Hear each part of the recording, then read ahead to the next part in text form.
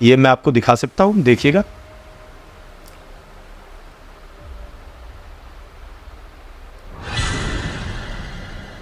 लेकिन मैं उस समय बोल नहीं सकता था क्योंकि मेरी जीवा नाक के अंदर। आपने देखा होगा कि किसी की मृत्यु होती है, शमशान घाट में जाते हैं, आप सब भी ऐसे हो जाते हैं, अरे हमें भी एक दिन यहाँ जाना है। और आप बड़े दुखी रहेंगे, बड़े गंभीर रहेंगे। देह को जब अग्नि दी जाएगी, आप भी ध्यान से देखेंगे, अरे हाँ मैं भी यहाँ एक दिन आऊँगा, मेरी भी देह में अग्नि दी जाएगी। लेकिन उसका प्रभाव कितने समय तक रहेगा? बस उस समय तक। जैसे ही आप घर लौटना आरंभ करेंगे, माया का प्रभाव आना आरंभ होगा और फिर से आप इस सत्य को भूल जाते हैं। कि हमने कुछ वीडियोस देखी हैं जिसमें आप लोगों के सर पे आप ऐसे अंगूठे से रख रहे हैं और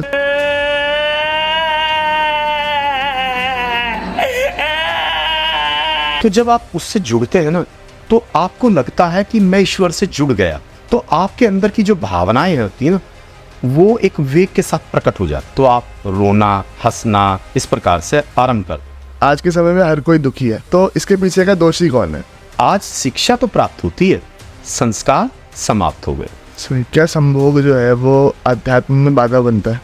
अवश्य बाधा बनता है। अति हर चीज की बुरी है।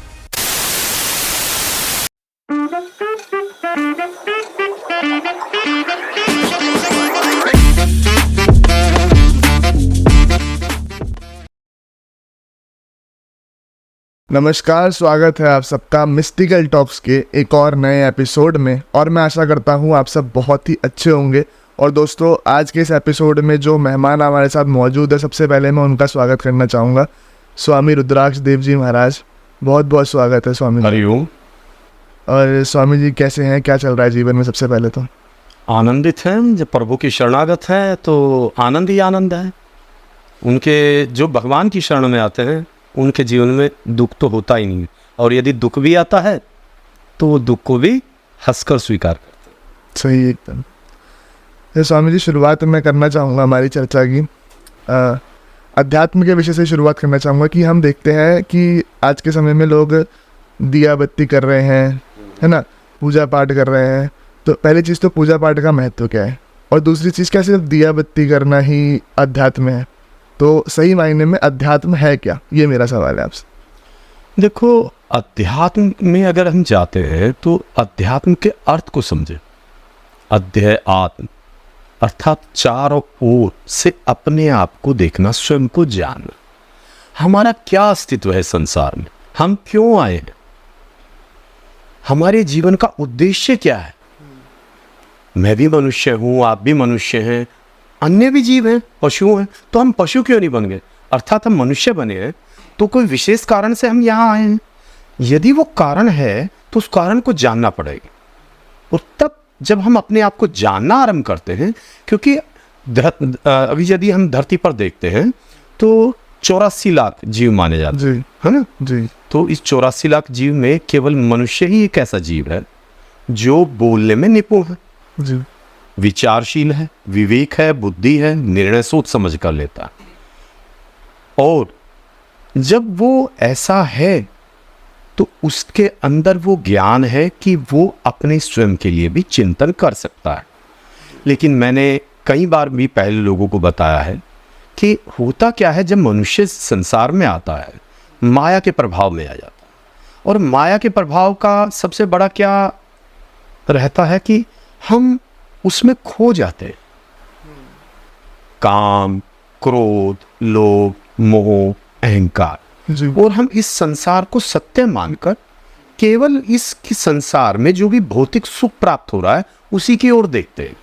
अपने स्वयं के आने का कारण, हम स्वयं क्या हैं, हमारे जीवन का मूल उद्देश्य क्या होना चाहिए, हमारे धर्म शास्त्रों के अनुसार, वो सब भूल जाते हैं। और इसका सबसे बड़ा विशेष कारण मेरे अनुसार जो मैंने पाया है, हमारी जो गुरुकुल व्यवस्था है उसका नष्ट हो जाना। हमारी गुरुकुल व्यवस्था में स्पष्ट रूप से ये सब चीज़ें बताई जाती हैं कि हम क्यों आए हैं, हमारा क्या अस्तित्व है, वो ईश्वर क्या है, मैंने ऐसी कौन सी त्रुटियां या गलती की हैं जिसके कारण मैं ईश्वर को नहीं पा सका, ऐसी कौन सी विधियां हैं जिसके कारण मैं ईश्वर को पा सकता हूँ, और ऐसा क्या है मैं ईश्वर को पाऊं। बिना लाभ के तो हम किसी चीज के पीछे जाते ही नहीं है, मनुष्य की प्रवृत्ति यही रहती है। सही। तो उनका कारण यही होता है कि अध्यात्म में आने से होगा क्या। देखो सबसे पहले तो मैं यही बता देता हूं, अध्यात्म वो विषय है जब आप इसमें जुड़ जाते हैं तो आप धीरे धीरे माया से मुक्त होने आरंभ कर देते। अच्छा। जैसे ही व्यक्ति माया से मुक्त होना आरंभ करता है तो धीरे धीरे उसका मन भी शांत हो जाता है। और जितना अधिक माया में जुड़े रहेंगे, हाय मेरा परिवार, हाय मेरे बच्चे, जी घर परिवार, मेरी नौकरी, जी। मेरा काम धंधा, मेरा बिजनेस, मेरा शरीर, मेरा रंग रूप, और जितना हम जुड़ते चले जाते हैं माया उतनी शक्तिशाली हो जाती है और हम इसी सत्य को मानकर दुखी होते रहते हैं। तो अध्यात्म में जुड़ने से सबसे बड़ा लाभ यही है कि जब हम जुड़ जाते हैं तो हम ईश्वर की ओर जाते हैं। अच्छा। अर्थात हम स्वयं को जानते हैं। तो हम जानते हैं तो उसका मूल कारण क्या है। जिस प्रकार से हम सूर्य की किरण को पकड़ने का प्रयास करते हैं तो फिर उसके मूल तत्व की ओर जाएंगे। कहाँ से उत्पन्न हुई? सूर्य से उत्पन्न हुई। वो ईश्वर है। तो हम आत्मा को जब देखते हैं तो आत्मा को भी हम परिभाषित नहीं कर पाते हैं उतना जितना आवश्यक है। हमारा भी जितना, मैंने कई बार कहा है कि पूरे मानव जाति का जितना भौतिक ज्ञान है और धार्मिक ज्ञान भी है वो अपर्याप्त है उस ईश्वर को परिभाषित करने के लिए। पूरा ब्रह्मांड एक अंधकार के समान है और पूरी मानव जाति का ज्ञान एक दीपक के समान है। और उस दीपक रूपी ज्ञान से हम उस अनंत ब्रह्मांड को परिभाषित करने का प्रयास करते हैं। जैसे स्वामी, जैसे हम देखते हैं एक आता है तत्व ज्ञान। ये तत्व ज्ञान का मतलब क्या होता है? देखो तत्व ज्ञान यही है कि आप सत्य को पहचान लें। ये माया मिथ्या है, ईश्वर सत्य है। जैसे भगवत गीता में कहा है तत्सत, तो हरि ओम तत्सत। हरि भगवान विष्णु, ओम इसके बारे में बाद में बताएंगे। और तत्सत वह ही सत्य है, अर्थात कौन? जो सृष्टि को चला रहा है। तो यदि हम ईश्वर के बारे में इतना ही समझ लें कि वो ही सत्य है और ये संसार मिथ्या है, यह ही तत्व ज्ञान है। लेकिन लोग माया के प्रभाव में आते हैं और फिर भूल जाते हैं। आपने देखा होगा कि किसी की मृत्यु होती है, शमशान घाट में जाते हैं, अर्थी पर लेकर जाते हैं। आप सब भी ऐसे हो जाते हैं, अरे हमें भी एक दिन यहाँ जाना है। और आप बड़े दुखी रहेंगे, बड़े गंभीर रहेंगे और ऐसा सोचेंगे उसकी देह को जब अग्नि दी जाएगी आप भी ध्यान से देखेंगे, अरे हाँ मैं भी यहाँ एक दिन आऊँगा, मेरी भी देह में अग्नि दी जाएगी, मैं भी मृत्यु को प्राप्त होऊंगा, अर्थात मुझे इस धरा को छोड़ना पड़ेगा। लेकिन उसका प्रभाव कितने समय तक रहेगा? बस उस समय तक। जैसे ही आप घर लौटना आरंभ करेंगे माया का प्रभाव आना आरंभ होगा और फिर से आप इस सत्य को भूल जाते हैं। तो अर्थात तत्व ज्ञान यही है कि मेरी इस संसार में जन्म तो हुआ है शरीर में, लेकिन इसकी मृत्यु निश्चित है, अर्थात ये कभी रहने वाला नहीं है। तो अर्थात क्या सत्य है? आत्मा। आत्मा जो कभी जन्म नहीं लेती और जिसका कभी अंत नहीं होता। और ये आत्मा कहाँ से प्रकट होती है? आत्मा जब जन्म नहीं होती तो प्रकट तो होती है परमात्मा से। ठीक है। तो जिसने ये चीजों को जान लिया, यह ही तत्व ज्ञान है। इतना सा समझ जाए छोटी कम शब्दों में, तो व्यक्ति संतुष्ट रहते हैं, दुख से दूर रहते हैं। स्वामी, जैसे हम देखते हैं कि लोग ध्यान करते हैं, तो एक तो ध्यान करने का सही तरीका क्या है ध्यान लगाने का, और दूसरा कि ध्यान लगाने, जैसे कोई ध्यान मुद्रा में बैठता है तो वो ज़्यादा समय तक बैठ नहीं पाता। देखो फिर वही बात कहूँगा कि हमारी गुरुकुल व्यवस्था ध्वस्त हो जाने से हमारा सारा ज्ञान लुप्त हो गया। एक बालक जब चलना आरंभ कर, संतुलन बनाना आरंभ कर दे, भाषा को समझने लगे, बोलने लगे, तब से उसको योग अभ्यास आरंभ करना चाहिए। बचपन में, बाल्यकाल में हमारी जॉइंट्स बहुत फ्लेक्सिबल होते हैं, बोन्स भी फ्लेक्सिबल होती हैं, मांसपेशियां भी बहुत फ्लेक्सिबल होती हैं। तो कॉमन होने के कारण हम जिस भी पोजीशन में बैठना चाहते हैं, जैसे पद्मासन लगाते हैं, सबसे आइडियल पोजीशन मानी जाती है पद्मासन, है। तो पद्मासन में जैसे बैठते हैं तो वो बहुत कंफर्टेबल रहता है बालकों के लिए, क्योंकि उनकी जॉइंट्स इतने स्टिफ नहीं हैं। लेकिन जैसे जैसे एज बढ़ती जाती है वो स्टिफ हो जाती है। तो अब हम प्रैक्टिस कर रहे हैं 30 की एज में, 30 की एज में, 40 की एज में, 50 की एज में, अर्थात शरीर में दम है नहीं, निर्बल हो चुके हैं, अब बैठे हैं भगवान का ध्यान करने, जब शरीर में माया में काम करने के योग्य बल नहीं रहा। तो सबसे पहली बात है कि हमें बैठने के लिए अपने आसन को सिद्ध करना पड़ता, वो अभ्यास से ही होगा। जैसे भगवान श्री कृष्ण ने कहा है भगवत गीता में अर्जुन को, अभ्यास तो कुंते वैराग्य च गृह्यते। हे कुंती पुत्र अर्जुन, बारंबार अभ्यास कर और वैराग्य का भाव कर। वैराग्य किससे करना है? इस संसार से। तभी तो किसका ध्यान करेंगे? ये तो ध्यान किसका होगा? माया का होगा। हाय मेरा धन, हाय मेरा परिवार, हाय मेरे बच्चे, ये समस्या उत्पन्न हुआ थी। तो ध्यान करने के लिए भी सबसे पहले वैराग्य और बारंबार अभ्यास। हाँ, आपने भी पूछा है कि अवस्था क्या होनी चाहिए। महर्षि वेदव्यास ने ब्रह्म सूत्र में स्पष्ट बताया और भगवान श्री कृष्ण ने भगवत गीता में भी स्पष्ट बताया कि ध्यान करने के लिए देखो इस प्रकार से मैं आपको बताता हूं। छाती ऊपर उठी होनी चाहिए, सिर और गर्दन सीध में होना चाहिए। ये अवस्था ही आइडियल मानी जाती है। अब इसका साइंटिफिक रीजन पूछेंगे तो इस प्रकार से है, क्योंकि मैं अब जो अपनी मेरी कमर की मसल्स हैं उनको मैंने एंगेज कर लिया। उनको एंगेज करने से क्या होगा? मुझे हर समय अलर्ट रहना पड़ेगा, चैतन्य रहना पड़ेगा उस मसल्स को, अपनी स्पाइन को सीधा रखने की। और स्पाइन को यदि सीधा रखना है तो हर समय मुझे रखना है चैतन्य, और चैतन्य के कारण क्या होगा? मैं जिस भी अवस्था में हूं उसमें वर्तमान में रहूंगा, प्रेजेंट में रहूंगा। भगवान श्री कृष्ण क्या कहते हैं भगवत गीता में? ना भूत में रहो ना भविष्य में रहो, वर्तमान में रहो। और वर्तमान में आप तभी रहेंगे जब आप चैतन्य रहेंगे। और चेतना का सबसे बड़ा स्तर क्या रहेगा? कि आप शरीर में चेतना लाएं। जिस अवस्था में बैठे हैं उसको चैतन्य कर। अब बहुत से लोग ध्यान कर रहे हैं, ऐसे ऐसे कमर उनकी झुक जाती है, ऐसे सो जाते हैं, और फिर बाद में कहते हैं गुरुजी बड़ा अच्छा ध्यान हुआ, क्योंकि वो गहरी नींद में चले गए। अब वो निद्रा या अर्ध निद्रा उसको हम कह सकते हैं। लेकिन कॉन्शियस माइंड की अवस्था में, यदि आप जागृत अवस्था में यदि आप शून्यता पाते हैं, विचार शून्यता या एकाग्रता। देखो ध्यान भी दो प्रकार का होता है। एक एकाग्रता, एकाग्रता का एक उदाहरण दे देता हूं। आप तो युवा हैं जी, कि, और एक बालक भी कह सकते हैं, युवा के लिए अच्छा रहेगा। एक युवा को एक युवती से प्रेम हो गया, ठीक है, तो उसे दिन और रात आंखें बंद करते ही वो युवती दिखाई दे रही है, तो ये एकाग्रता हो गई।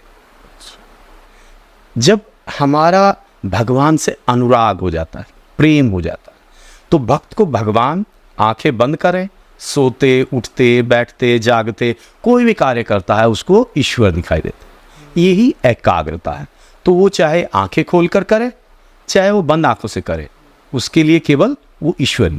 तो ये एकाग्रता एक अवस्था होती है ध्यान में। दूसरी होती है निरुद्ध अवस्था।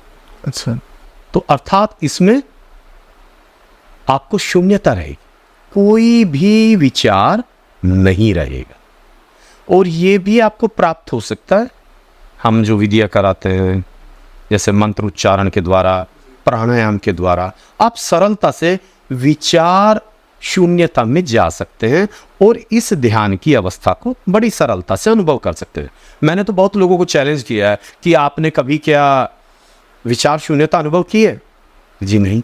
आप यहाँ आइए और हम आपको कराते हैं, तुरंत ही आपको इसका पता लग जाएगा। प्रैक्टिकली आप इसको अनुभव करेंगे तभी पता लगेगा। तो हमारी योग विद्याएं, हमारी जो संस्कृत भाषा में जब हम उच्चारण करते हैं तो उसका भी एक विशेष प्रभाव होता है, क्योंकि संस्कृत एक वैज्ञानिक भाषा है, क्योंकि इसमें एक मकार ध्वनि निकलती है। आपने देखा होगा ओम, ये मकार जो नाक से ध्वनि आ रही है ये मकार कहलाती है। जैसे मंत्र उच्चारण करते हैं कर्पूर गौरम करुणावतारम, ये जो मकार ध्वनि है ये केवल संस्कृत भाषा में ही अधिक निकलती है। जब हम इस भाषा में बात करते हैं, उच्चारण करते हैं, तो इसके कारण, मकार उत्पन्न होने के कारण हमारा मन शांत हो जाता है। ये अन्य किसी भाषा में नहीं होता। और संस्कृत वैज्ञानिक भाषा क्यों है? इसमें एक जरा सा भी बिंदु चेंज करने से पूरी भाषा का अर्थ, जो वाक्य का अर्थ बदल जाता है। तो इस प्रकार से हम इसको कह सकते हैं। और इसका शारीरिक और मानसिक प्रभाव भी बहुत अधिक होता है, क्योंकि यदि आपका मन स्वस्थ है ना, और तो शांत भी रहेगा, शांत रहेगा तो अवश्य ही आप अपने बारे में चिंतन करेंगे। यदि आप मन दुखी है, शांत नहीं है, तो ना तो आपकी खाने की चिंता रहेगी, ना पीने की चिंता रहेगी, ना आप जो वर्तमान में कर्म कर रहे हैं ना उस पर आपका फोकस रहेगा, तो आपकी एफिशिएंसी भी डाउन जाएगी। आप हर प्रकार से मतलब हानि ही होगी, आप लॉस होगा। जैसे हम देखते हैं स्वामी जी की, जैसे आपने दुखी रहने की बात करी, तो मुझे एक सवाल आया मन में कि आज के समय में हर कोई दुखी है, हर इंसान कहीं ना कहीं दुखी है, तो इसके पीछे का दोषी कौन है? इसका पीछे का दुख का कारण है अज्ञानता। और अज्ञानता तब आती है, मैंने बहुत से लोग पूछते हैं, इसी बात में एक विषय में आ जाता है अज्ञान। बहुत से लोग इंजीनियर हो जाते हैं, डॉक्टर हो जाते हैं, सीए हो जाते हैं, एडवोकेट हो जाते हैं, और वो पढ़ने के बाद कहते हैं मैं ज्ञानी, मैं knowledgeable, I am graduate, I am post graduate, I am PhD. तो इस टाइप से जब वो बोलते हैं ना, उनमें अहंकार झलकता है।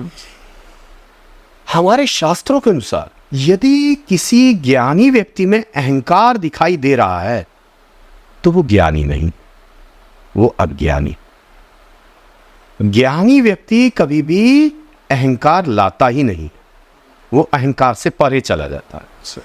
तो हमारी जो गुरुकुल व्यवस्था थी उसमें विद्या दी जाती थी, विद्या का दान देते थे, वो विद्या हमें वहां से प्राप्ति होती थी। हमारे गुरुजन विद्या का दान देते थे और हम उसको प्राप्त करते थे जी। आज शिक्षा तो प्राप्त होती है, संस्कार समाप्त हो गए। तो ये संस्कार ही है जो आपको इस प्रकार से अज्ञानता से दूर रखते हैं। अच्छा स्वामी, जैसे हम देखते हैं कि हमने आपकी कुछ वीडियोस देखी है, उसमें आप कुंडलिनी जागृत करने के ऊपर काफ़ी बात करते हैं, तो इसी पे मैं थोड़ा सा आना चाहूँगा कि कुंडलिनी होती क्या है और कुंडलिनी शक्ति को जागृत करने से क्या होता है? मतलब देखो, सबसे पहले तो आप कुंडलिनी नाम ही कैसे पड़ा है। देखो, ये माना जाता है कि ब्रह्मांड में दो वस्तुएं विद्यमान है, और वो क्या है? शिव और शक्ति। अर्धनारीश्वर भगवान शिव आपने देखा होगा जी। अब हमारे राइट साइड में क्या रहते हैं? भगवान शिव रहते हैं, और लेफ्ट साइड में क्या रहती है? माँ आदि शक्ति रहती है, माँ पार्वती रहती है। आज शिक्षा तो प्राप्त होती है, संस्कार समाप्त हो गए। और इसी प्रकार से योग में माना जाता है कि हमारा दायां अंग पुरुष और बायां माँ पार्वती। तो हमारा जो आत्मा है, हमारी जो आत्मा है वो परमात्मा का एक अंश है। जैसे सूर्य से सूर्य की किरण को विभक्त नहीं किया जा सकता, आत्मा को परमात्मा से अलग नहीं किया जा सकता।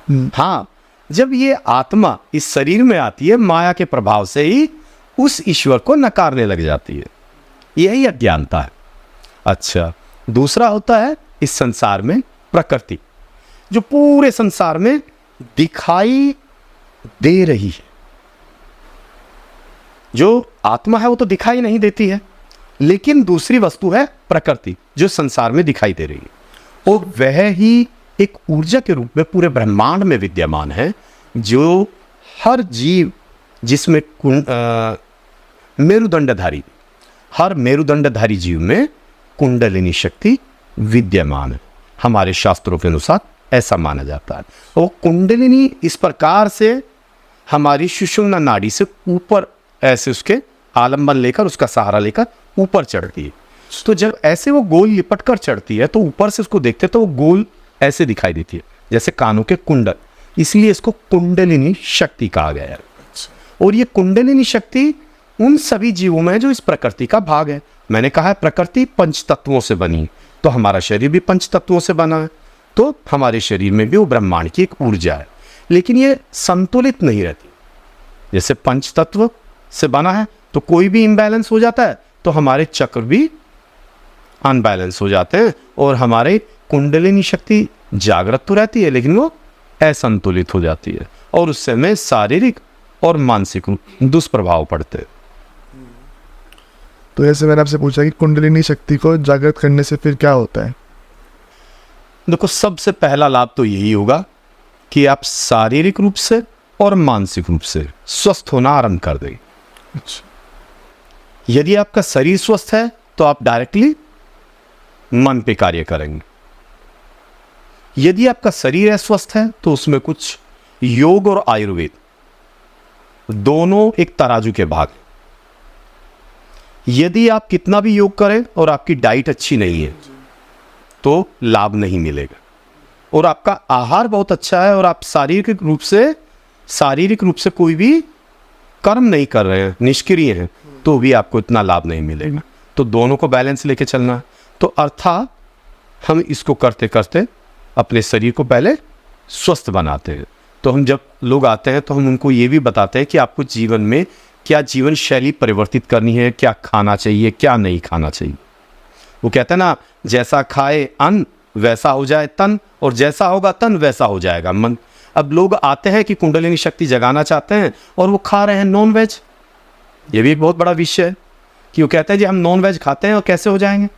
अब देखो, जो जीव को खाएगा तो जीव जैसी प्रकृति उसकी हो जाएगी, क्योंकि जीव को खाते हैं, जीव के अंदर भी हार्मोन्स हैं। जब उसको मार रहे होते हैं उसके अंदर भी ऐसे हार्मोन्स बनते हैं जो दुख के कारण होते हैं। वो दुख भी आपके अंदर आया है। उसके अंदर टेस्टोस्टेरोन हार्मोन है जो बहुत आपके अंदर ऊर्जा उत्पन्न करने वाला है, वो आपने खा लिया। तो इससे वो ही आपके शरीर में आ रहा है, उससे आपके हार्मोन चेंज होंगे, आपका व्यवहार बदल जाएगा और आप क्रोधी भी बन सकते हैं। टेस्टोस्टेरोन जब बढ़ता है तो हमारे शरीर में क्रोध भी बढ़ता है, ये सीधा प्रभाव आता है। तो इसी प्रकार से शारीरिक और मानसिक रूप से बैलेंस होते हैं। और जब बैलेंस होते हैं तो सबसे पहला कार्य क्या रहेगा? आपका मन शांत रहेगा, एकाग्र रहेगा। सही।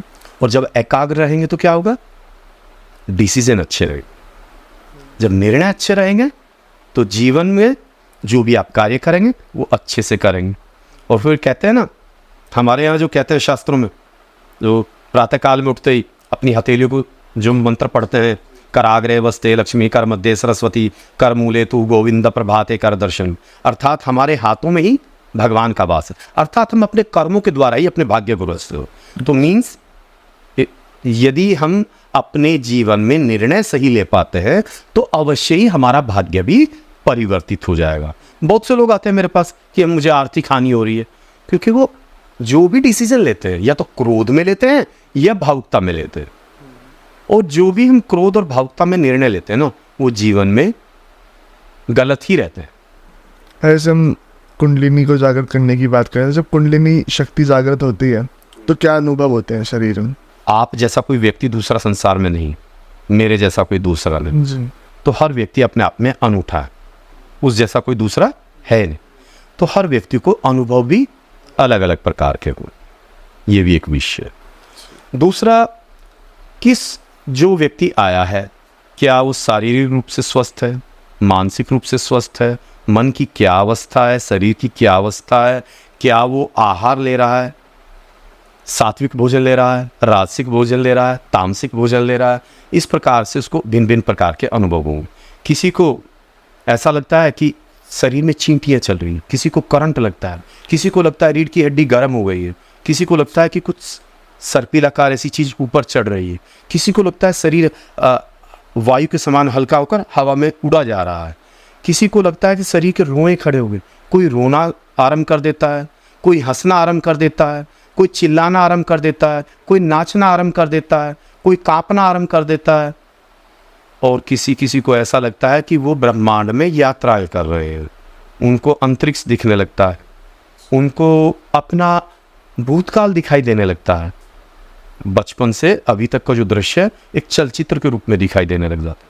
कभी कभी यदि वो भक्ति करते हैं तो उनको भगवान के भी दर्शन प्राप्त हो जाते हैं उस क्षण के लिए। जितनी जिसकी जैसी भावना वैसा उसको फल प्राप्त होता है।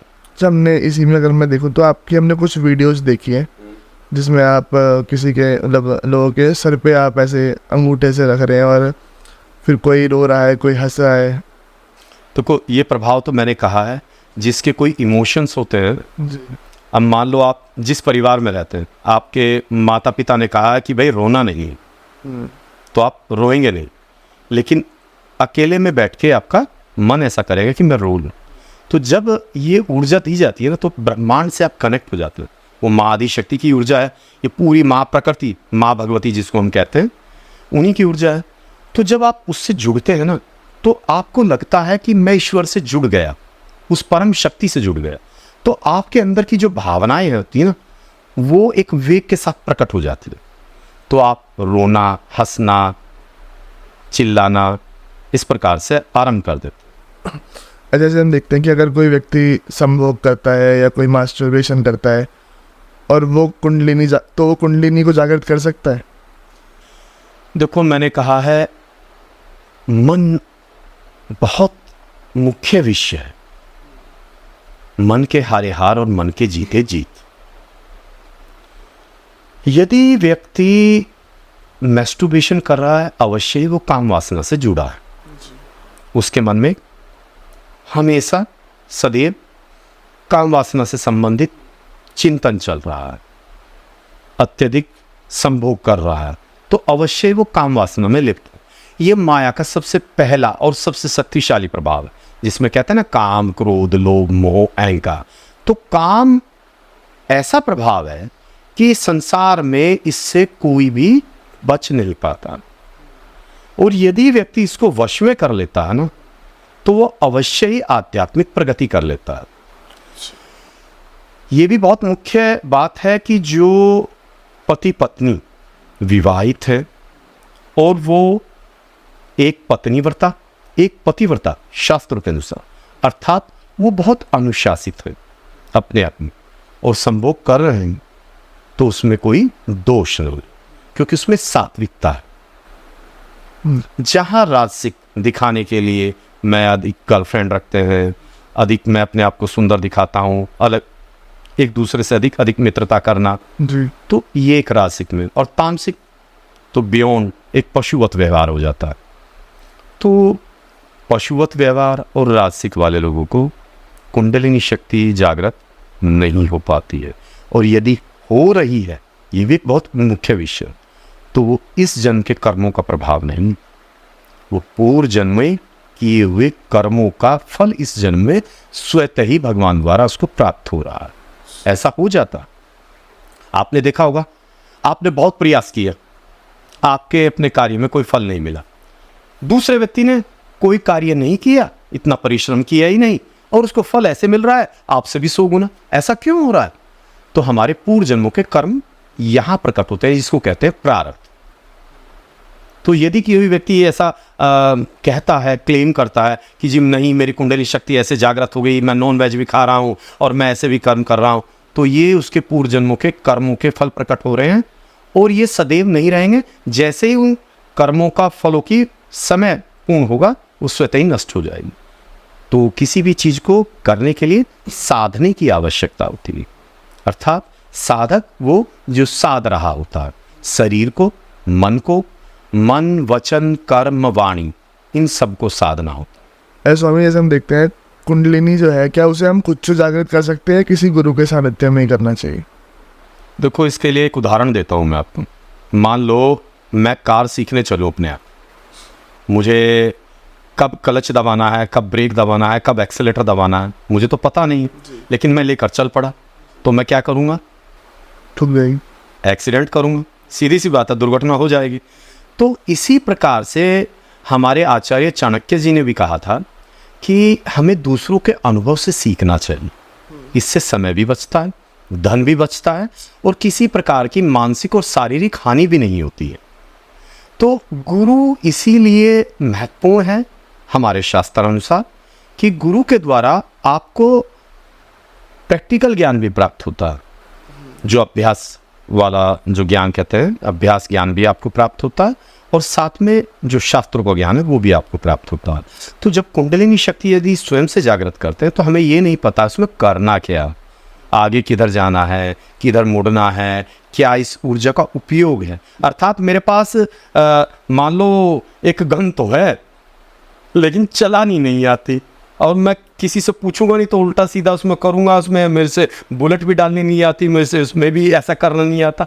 तो ये चीज़ें क्या है, एक तरह से आपको आपका टाइम भी अधिक लेंगे और आप उसका मिसयूज़ भी कर सकते हैं, क्योंकि अनुशासन गुरु ही बताते हैं हमारे शास्त्र अनुसार। सो हर चीज़ को अनुशासित होना चाहिए। योग तो सबसे पहली परिभाषा है कि एक अनुशासित जीवन शैली। तो इसीलिए कहते हैं कि यदि आप गुरु के द्वारा ज्ञान प्राप्त करते हैं तो एक अनुशासन में आप आगे बढ़ते हैं। ऐसे जैसे हम देखते हैं कि जो आज का भौतिक जगत है, इसमें कुंडलिनी शक्ति का क्या महत्व है जागृत करने का? वैसे तो मैंने पहले भी बताया है। देखो होता क्या है, आज के कालखंड में हर व्यक्ति एक दूसरे से आगे निकलने के लिए भाग रहा है, दौड़ रहा है, और उन्होंने अपने आप के लिए कोई टारगेट्स फिक्स कर दिए हैं कि मैं उससे आगे निकल जाऊं, मैं उससे आगे निकल जाऊं।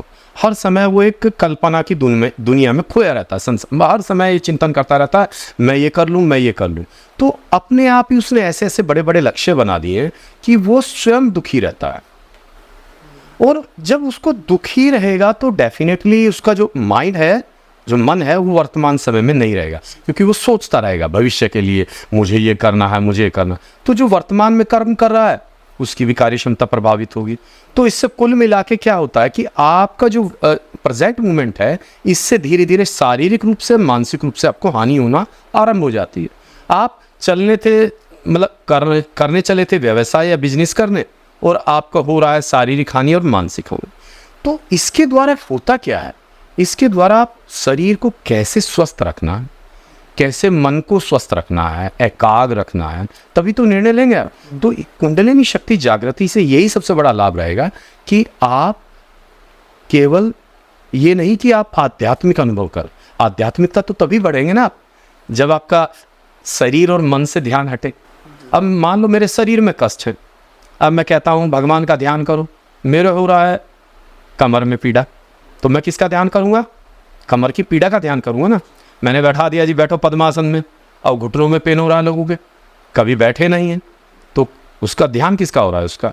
तो इसी कारण से जब हम कुंडलिनी शक्ति जागृत करते हैं तो हमारा माइंड बड़ा फोकस हो जाता है, और फोकस माइंड ही डेफिनेटली शरीर पे, मन पे अच्छा कार्य करेगा। आपके शरीर को वो स्वस्थ रखेगा, आपके लाइफस्टाइल को रखेगा, आपको डिसिप्लिन रखेगा। और जहाँ आपने अपने जीवन में अनुशासन लाना आरंभ कर दिया, इसका एक उदाहरण देता हूँ। यदि आप अपना एक दिन मैनेज कर पाए ना पूरे अनुशासन से, और उसके लिए करना क्या होगा? ब्रह्म मुहूर्त में उठना पड़ेगा। तो यही कुंडलिनी शक्ति जागृति अगर करनी है तो ब्रह्म मुहूर्त में उठते हैं। हमारे अध्यात्म क्षेत्र में ये नियम है कि आपको ब्रह्म मुहूर्त में ही उठकर ये अभ्यास करने चाहिए। तो जब ब्रह्म मुहूर्त में उठते हैं तो अवश्य ही मन शांत रहेगा एक अच्छी निद्रा के बाद, और जब मन शांति से आप ध्यान करेंगे तो अवश्य ही आप धीरे धीरे उन्नति करना आरंभ करेंगे। तो शरीर स्वस्थ है, मन शांत है, इसके पश्चात ही आध्यात्मिक उन्नति आरंभ होगी। यदि कोई कहता है मेरे शरीर में कष्ट है और मन में भी मेरे कष्ट है, तब भी मुझे अनुभव हो रहा है, तो ये उसके पूर्व जन्मों के कर्मों का ही फल उसको प्राप्त हो रहा है। जैसे हम देखते हैं कि एक सवाल मेरा आपसे ये है, क्या संभोग जो है वो अध्यात्म में बाधा बनता है? अवश्य बाधा बनता है। अति हर चीज की बुरी है, सती सदैव वर्जते, मर्यादाओं में रहना। ऐसा नहीं कि हमारे बड़ों ने, हमारे पूर्वजों ने संतानोत्पत्ति नहीं की, क्योंकि ये हम उन्हीं के वंश हैं। हमारे माता पिता, उनके माता पिता, उनके माता पिता, उन्होंने संभोग किया तभी ये संतानें उत्पन्न। लेकिन अति करने से हर चीजें बिगड़ जाती। तो जब हम अति में चले जाते हैं संभोग में, तो हमें क्या रहेगा? मन में किस विषय का चिंतन रहेगा? अभी मान लो आप यहां बैठे किस विषय का चिंतन कर रहे हैं? आप अपने चैनल से संबंधित चिंतन कर रहे हैं, तो आप इसी से संबंधित मन में विचार आ रहे हैं, मैं इसको कैसे ग्रो करूं, मैं इसको क्या करना। और जो व्यक्ति काम लोलुप, हमेशा काम वासना से संबंधित, केवल संभोग की इच्छा रखने वाला, तो उसके मन में क्या विचार आएंगे? केवल इसी संबंधित विचार। और ऐसे विचार करने वाला व्यक्ति क्या भगवान का ध्यान करेगा? वो तो माया की प्रबल शक्ति में फंसा है। तो इस प्रकार से संभोग माया का ऐसा शक्तिशाली स्वरूप है जो मनुष्य को अध्यात्म में आगे बढ़ने नहीं देता है।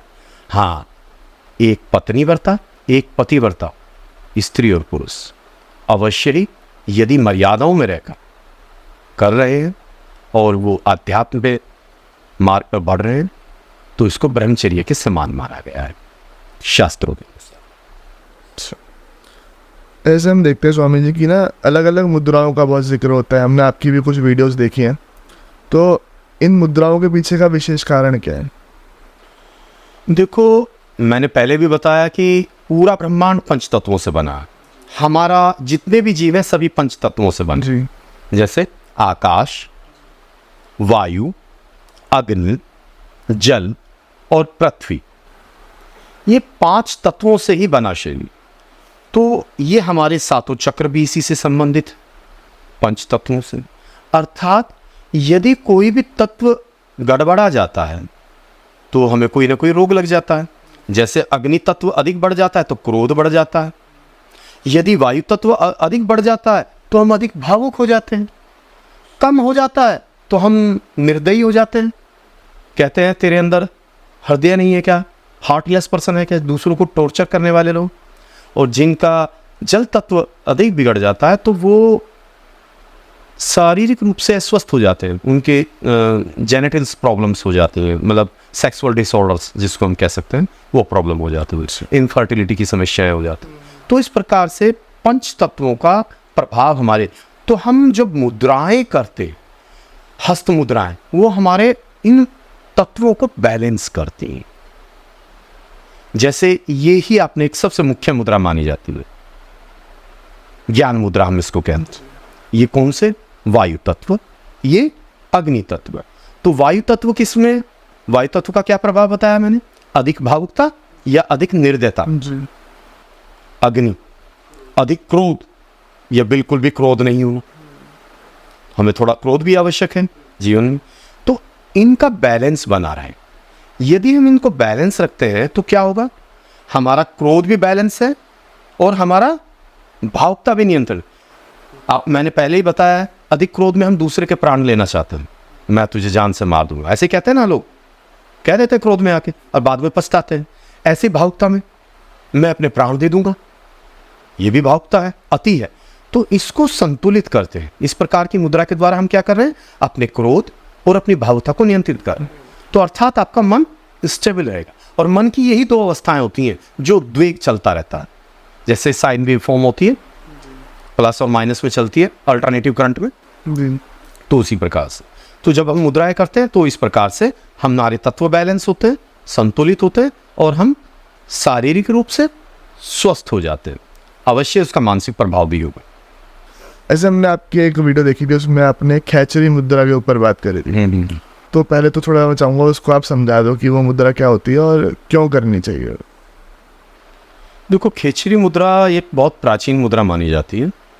ये माना जाता है कि हमारे मस्तिष्क में एक स्थान है जिसको हम बिंदु कहते हैं, उससे एक अमृत तक टपकता रहता है। वो अमृत यदि हमारी जिह्वा पर नहीं आता है तो वो हमारे मल मूत्र के मार्ग के द्वारा बाहर निकल जाता है, उसका कोई उपयोग नहीं होता। यदि हम उसको अपनी जिह्वा पर ले लेते हैं तो उसके द्वारा हम अपने भूख प्यास पर नियंत्रण प्राप्त कर सकते हैं। तो यदि हम अपनी भूख प्यास पर नियंत्रण प्राप्त कर सकते हैं तो क्या कर सकते हैं, इसके द्वारा हम अधिक समय तक ध्यान की अवस्था में बैठ सकते हैं। आपने सुना होगा हमारे शास्त्रों में जो अविश्वसनीय, और वो क्या है कि हमारे ऋषि मुनि संत सैकड़ों वर्षों तक, हजारों वर्षों तक भी तप में बैठे रहते थे। ऐसा कैसे संभव? तो ये भाग है प्राचीन तप साधना विधि, ये हम अपने यहाँ कराते हैं। तो उसमें प्राणायाम के द्वारा, इस मुद्रा के अभ्यास के द्वारा और अन्य मुद्राओं के द्वारा इस अभ्यास को जब हम करते हैं तो हम दीर्घायु रहते हैं, क्योंकि ये अमृतत्व माना गया है। ये तत्व है अमृतकारी माना जाता है, जिससे हम दीर्घायु रहते हैं। अर्थात हम प्रकृति से कोई तत्व प्राप्त कर ही नहीं रहे, हमारे मस्तिष्क से जो टपक रहा है उसी को हमने अपनी जीवा पर लिया। तो इसका एक साक्षात उदाहरण थे प्रहलाद जानी जी, जिनको माता जी भी कहते हैं। 2020 में उनकी मृत्यु हुई, 2029 में वो पैदा हुए थे और सन 1940 में उनको माँ लक्ष्मी, सरस्वती और पार्वती जी ने दर्शन दिए थे। और वो बड़े विख्यात संत थे। उनका डिस्कवरी चैनल पे डॉक्यूमेंट्री भी बनाया था डिस्कवरी चैनल ने, कि उनको 15 दिन CCTV में रखा था और देखा था कि ये बिना खाए पिए जीवित रहते हैं लोग, तो वो खेचरी मुद्रा के सिद्ध किया हुआ था उन्होंने। तो ये एक साक्षात उदाहरण है जिसके द्वारा हम बिना खाए पिए बहुत दीर्घ समय तक साधना कर सकते हैं। एक इसका दूसरा उदाहरण मैं देता हूँ। च्यवन ऋषि का नाम सुना होगा, च्यवनप्राश जिनके नाम से आता है। च्यवन ऋषि भी बैठे हुए थे इस प्रकार से साधुओं में। तो सतयुग की घटना है, एक राजा सरियाती शासन करते थे, उनकी एक बेटी थी सुकन्या, और उसने दीमकों के बीच में देखा कि एक कुछ चमक रहा है। तो उन्होंने उनकी आंखें निकालने का प्रयास किया था, क्योंकि उन्होंने सोचा ये कुछ कीमती रत्न है। तो ये घटना है, तो अर्थात दीमकों ने उनके ऊपर घर बना लिया था, और वो शांभवी मुद्रा, खेचरी मुद्रा और एक प्राणायाम और अन्य मुद्राएं कुछ कर रहे थे, जिसके द्वारा वो बैठे हुए थे। इसको ही प्राचीन तप साधना विधि कहते हैं, जिसके द्वारा व्यक्ति अपनी आयु वृद्धि को रोक लेते हैं।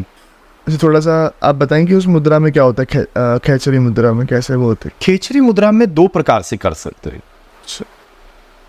जिन लोगों की जीवा लंबी होती है वो अपनी जीवा को मोड़कर जहां से नाक के द्वारा श्वास लेते हैं उसमें डाल के आराम से उसको रेस्ट करा सकते हैं अंदर से। ये मैं आपको दिखा सकता हूं, देखिएगा।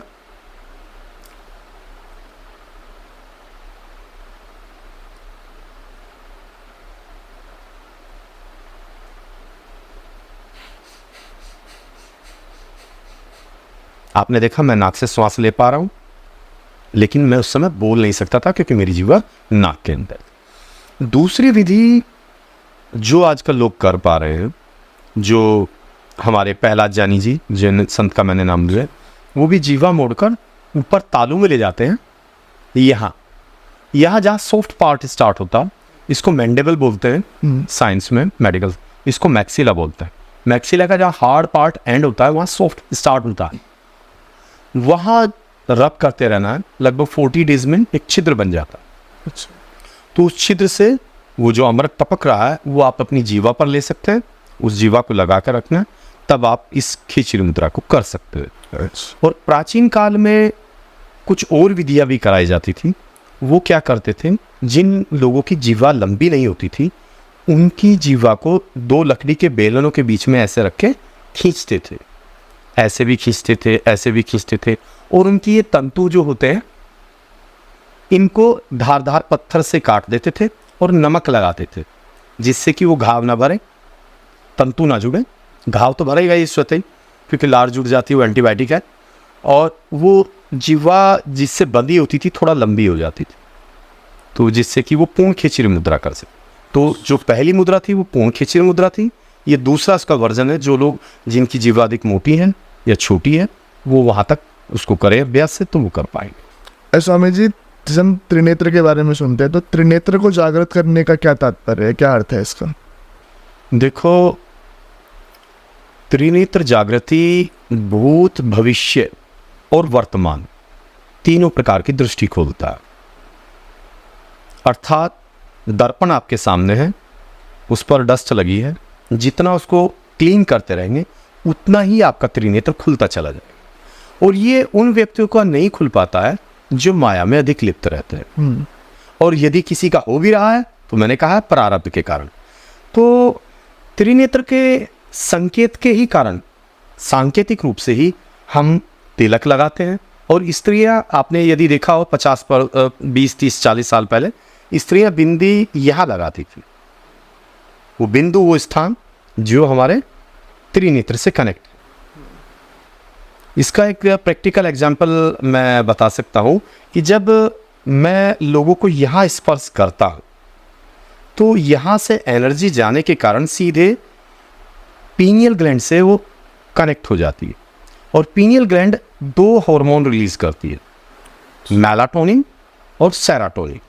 मेलाटोनिन हमारा स्लीप हार्मोन होता है जिससे हमें नींद आती है, और सेरोटोनिन होता है आनंद का हार्मोन, उससे आपको आनंद की प्राप्ति होती है।